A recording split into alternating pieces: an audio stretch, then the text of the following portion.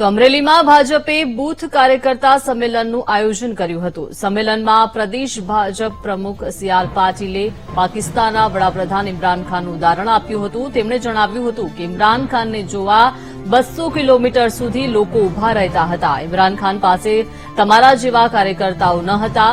હવા ગમે તેટલી તેજ હોય સાયકલની ટ્યુબમાં ભરાતી નથી। સાયકલની ટ્યુબમાં હવા ભરવી હોય તો પંપની જરૂર પડે। ભાજપનો માહોલ ગમે તેટલો સારો હોય પણ પંપરૂપી કાર્યકર્તા હોય તો જ જીતાય છે। મતદારને બૂથ સુધી લઈ આવનારા કાર્યકર્તાઓની પાર્ટી જીતે છે। ઇમરાન ખાન ભીડ તો ભેગી કરતા હતા પણ તેમની પાસે સંગઠન ન હતું। ઇમરાન ખાનનું ઉદાહરણ આપીને સી.આર. પાટીલે અમરેલી જિલ્લાના બૂથ કાર્યકર્તાઓને પોરસાવ્યા હતા। મોદી સાહેબ ઘણીવાર કહેતા હોય છે કે ખૂબ મોટું વાવાઝોડું આવે, જબરજસ્ત હવા ફૂંકાય, પણ તમારા સાયકલની ટ્યુબમાં તમારે હવા ભરી હોય, તમે ટ્યુબ એનો વાલ હવાના રૂપ તરફ મૂકીને ઉભા રહો તો એ વાલથી એ હવાના તાકાતથી પણ તમારી સાયકલની ટ્યુબમાં હવા નથી ભરાતી। એના માટે શું જોઈએ છે? પંપ જોઈએ, એક નાનો પંપ જોઈએ। મોદી સાહેબનો વાવાઝોડું ફૂંકાતું હોય ને એ વાવાઝોડામાં ભલભલા કોંગ્રેસના વિરોધીઓના મારતીઓ ઉડી જાય છે, પણ સાયકલની ટ્યુબમાં હવા ભરાતો અહીં જે બેઠેલા આપણા પંપ છે ને એ દરેક ઉમેદવારના પંપમાં એના ટ્યુબમાં કેટલી હવા જોઈએ છે, એને જીતવા માટે કેટલા મત જોઈએ છે, એટલી હવા તમે ભરો છો।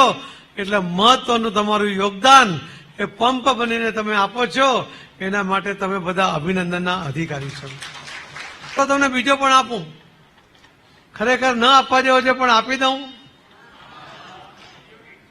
ઇમરાન ખાન પહેલી વાર પાકિસ્તાનમાં એક રેડ સિગ્નલ છે એટલા માટે કહું છું કે પહેલી વાર ઇમરાન ખાન પાકિસ્તાનમાં ઇલેક્શન લડતા હતા ત્યારે એને જોવા માટે પસાર થયા, ત્યારે એને જોવા માટે 200 કિલોમીટર સુધી લોકોની લાઈન લાગતી હતી પાકિસ્તાનની અંદર। ન્યુયોર્ક ટાઈમ્સે પણ એમ લખ્યું હતું કે ઇમરાન ખાન આ વખતે સરકાર બનાવશે। તો મેં કહ્યું કે ઇમરાન ખાન હારી જશે। એટલે મારા મિત્રો કે જો ન્યુયોર્ક ટાઈમ્સ પણ કહે છે કે એને સ્થળ પર જઈને ત્યાં જઈને રિપોર્ટિંગ કર્યું છે। મેં કીધું એને જે કર્યું હોય તે કર્યું હશે। અને રિઝલ્ટ આવ્યું ત્યારે ઇમરાન ખાન પોતે એક સીટ પર જીત્યો, બાકીના બધા જ એના ઉમેદવારો હારી ગયા। આટલી બધી જબરજસ્ત લોકપ્રિયતા એની તે વખતે હતી ને છતાં હારી કેમ ગયો?